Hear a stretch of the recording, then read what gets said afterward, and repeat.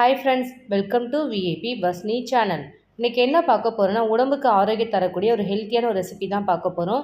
வேப்பம்பூ குழம்பு தான். அந்த காலத்தில் இருக்கிறவங்களாம் இந்த மாதிரி வேப்பம்பூ குழம்புலாம் வச்சு சாப்பிட்டு தான் வாழ்ந்தாங்க. ஸோ நான் இன்றைக்கி வேப்பம்பூ குழம்பு வச்சு நான் வீடியோஸ் போட்டிருக்கேன். இந்த வேப்பம்பூ பார்த்திங்கன்னா நமக்கு அதிகமாக அந்த சம்மர் டைமில் மட்டும்தான் வரும். அதுக்கப்புறம் நமக்கு வரவே வராது. அந்த மாதிரி டைமில் ஸ்டோர் பண்ணி வச்சு நம்ம எப்போ வேணாலும் நம்ம இந்த மாதிரி வேப்பம்பூ குழம்பு வச்சு சாப்பிட்லாம். ஸோ இந்த வேப்பம்பூ குழம்பை கண்டிப்பாக மிஸ் பண்ணாமல் பாருங்கள். அப்போ தான் நீங்களும் உங்கள் வீட்டில் செய்ய முடியும். வீடியோஸை ஸ்கிப் பண்ணாமல் பாருங்கள். ஃபஸ்ட் டைம் சேனலில் பார்க்குறவங்களா இருந்தீங்கன்னா சப்ஸ்கிரைப் பட்டனை கொஞ்சம் கிளிக் பண்ணிக்கோங்க.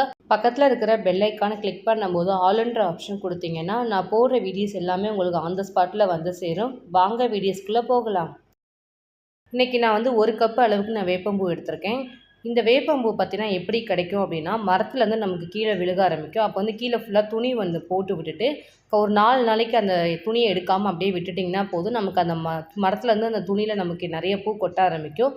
அப்போ அந்த பூ எல்லாமே காஞ்சி போய் நமக்கு கொட்டுறதுனால நம்ம அதை அப்படியே எடுத்துகிட்டு போய் பாக்ஸில் நம்ம ஸ்டோர் பண்ணி வச்சிட்டா போதும். 1 வருஷம் ஆனாலும் இந்த பூ கெட்டே போகாது. அந்த மாதிரி தான் நான் எடுத்து வச்சுருக்கேன் நான் அந்த பூவை. வேப்பம்பூ குழம்புக்கு என்னென்ன இன்க்ரீடியன்ஸ் போட போகிறன்றதை ஃபஸ்ட் நம்ம பார்த்துக்கலாம். நான் இன்றைக்கி 1/4 கிலோ சின்ன வெங்காயம் நல்லா பொடிசாக நறுக்கி எடுத்திருக்கேன். ஒரு 3 தக்காளி எடுத்திருக்கேன், பெரிய தக்காளியாக அதையும் நறுக்கி எடுத்திருக்கேன். நெக்ஸ்ட்டு நிறைய பூண்டு எடுத்திருக்கேன். இந்த பூண்டு அதிகமாக கொஞ்சம் சேர்க்கணும், அப்போ தான் நல்லாயிருக்கும். தேவையான அளவுக்கு நல்ல ஒரு எலுமிச்சப்பழம் சைஸில் நான் புளி எடுத்திருக்கேன். இவ்வளோ தான் நம்ம குழம்புக்கு போட போகிறது முக்கியமான இன்க்ரீடியன்ஸு. நெக்ஸ்ட்டு நான் குழம்புல ஒன்று ஒன்றா சேர்க்கும் போது என்ன போடுறேன், என்ன ரேஷியோவில் போடுறேன்னு நான் சொல்கிறேன். இப்போ நம்ம ஃபஸ்ட்டு அந்த எடுத்து வச்சுருக்க புளியை தண்ணி ஊற்றி நம்ம ஊற வச்சுக்கலாம். எப்போவுமே குழம்பு வைக்கிறதுக்கு முன்னாடி இந்த புளியெல்லாம் ஊற வச்சுருங்க. அப்போ தான் கரெக்டாக இருக்கும். ஏன்னா நமக்கு புளி ஊறி போய் நம்ம கரைச்சி இந்த குழம்புல சேர்க்கறது கரெக்டாக இருக்கும். ஸோ புளி ஃபஸ்ட்டு ஊற வச்சுட்டோம். நெக்ஸ்ட் நம்ம ஸ்டவ்வை ஆன் பண்ணிவிட்டு நம்ம குழம்பு வைக்க ஸ்டார்ட் பண்ணிடலாம். ஸ்டவ்வை ஆன் பண்ணிவிட்டு ஒரு பேன் வச்சுக்கலாம். பேன் நல்லா ஹீட் ஆனதுக்கப்புறம் ஆயில் சேர்த்துக்கோங்க. நான் இன்றைக்கி நல்லெண்ணெய் யூஸ் பண்ணி தான் அந்த குழம்பு வைக்கிறேன். நான் இன்றைக்கி எடுத்து வச்சுருக்க அந்த வேப்பம்பூ அப்படியே சேர்த்துக்க போகிறேன். இந்த வேப்பம்பூவை என்ன பண்ணால் ஆயிலில் நல்லா ஃப்ரை பண்ணி எடுக்கணும். ஃப்ரை பண்ணி எடுத்துகிட்டு நம்ம அப்படியே மிக்சியில் போட்டு நம்ம பொடி பண்ணி நம்ம எடுத்து தான் நம்ம குழம்புல ஆட் பண்ண போகிறோம். ஃபஸ்ட்டு இந்த வேப்பம்பூவை நல்லா வறுத்துக்கணும். வறுக்காமல் போடாதீங்க, நமக்கு அந்த டேஸ்ட் அந்த இது கிடைக்காது. இந்த மாதிரி வறுத்து தான் இந்த மாதிரி நம்ம சேர்க்கணும். ஸோ இந்த மாதிரி ஃபுல்லாக வறுத்துக்கலாம்.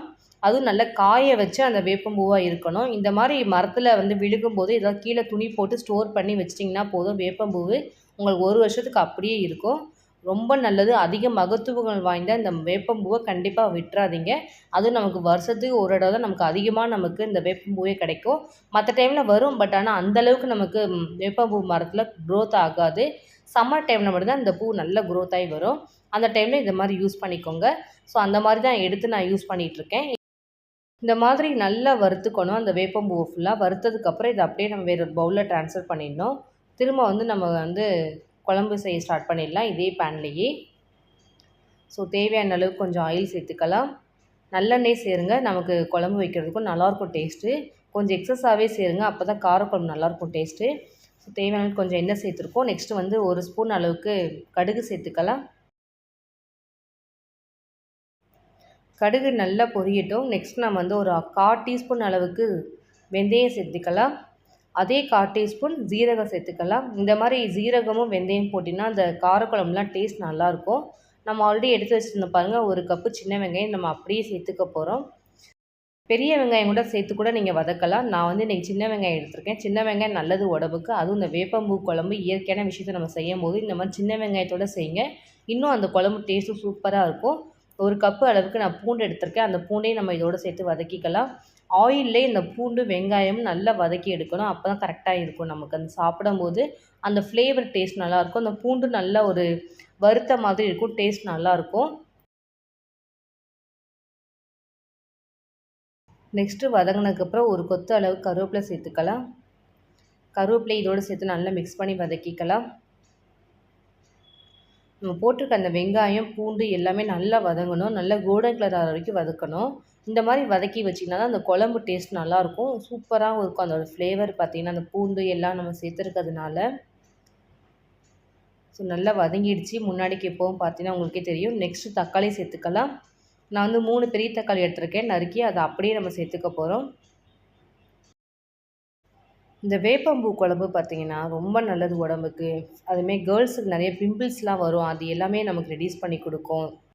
டைஜஷன் ப்ராப்ளம், அதே மாதிரி பார்த்திங்கன்னா வயிற்றில் பூச்சி எல்லாமே இருக்கிறதுனால எல்லாமே நமக்கு ஃபுல்லாகவே நமக்கு க்ளீன் பண்ணி கொடுக்கும். இந்த வேப்பம்பூவில் அவ்வளோ பெனிஃபிட்ஸ் இருக்குது. உடம்புக்கு ரொம்ப நல்லது.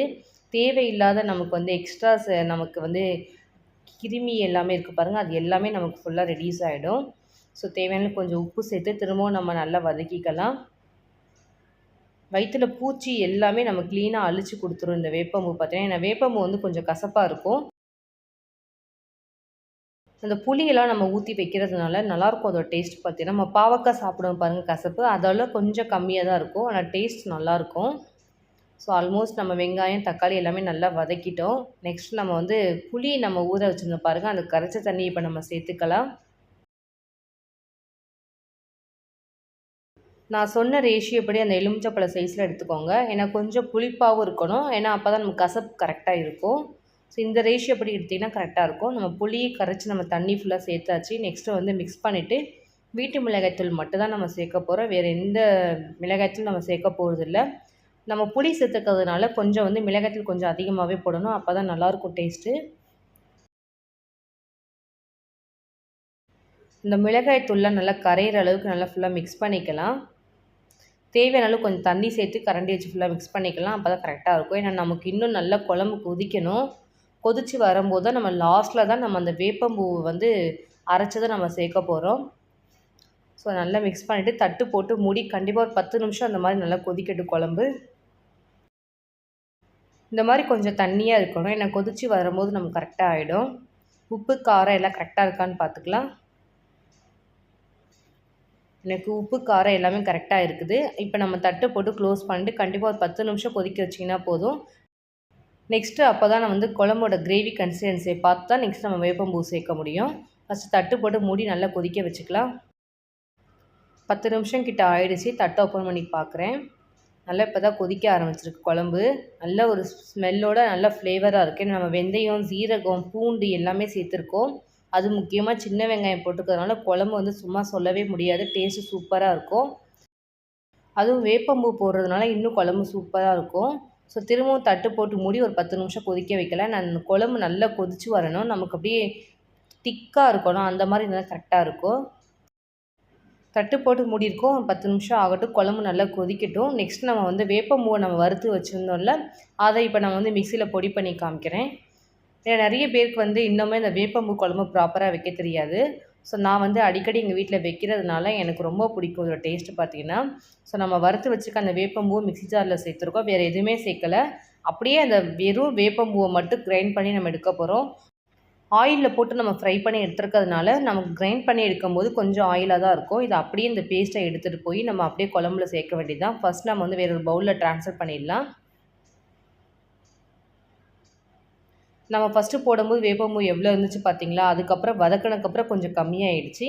இன்னும் அரைச்சதுக்கப்புறம் இன்னும் ரொம்ப கம்மியாயிடுச்சு. இந்த மாதிரி தான் இருக்கும்.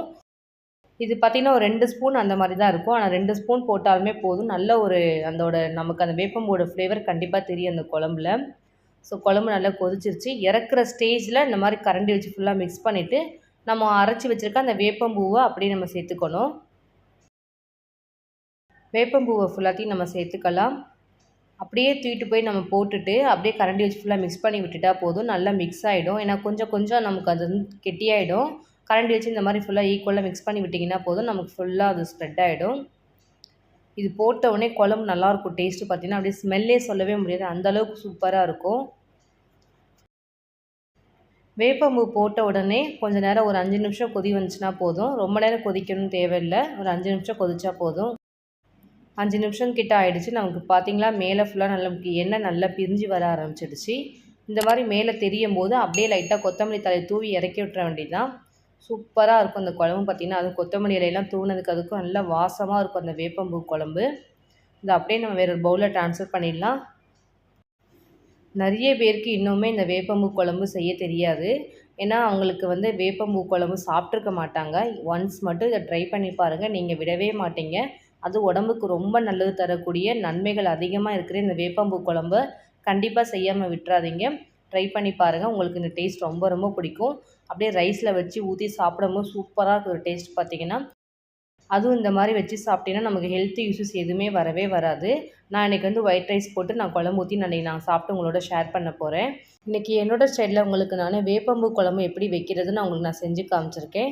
கண்டிப்பாக நீங்கள் உங்கள் வீட்டில் ட்ரை பண்ணி பார்த்துட்டு கமெண்ட் செக்ஷனில் எப்படி இருந்துச்சுன்னு சொல்லுங்கள். என்னோடய வீடியோஸ் உங்களுக்கு பிடிச்சிருந்துச்சுன்னா லைக் பண்ணுங்கள், ஷேர் பண்ணுங்கள், கமெண்ட் பண்ணுங்கள், சப்ஸ்கிரைப் பண்ணுங்கள்.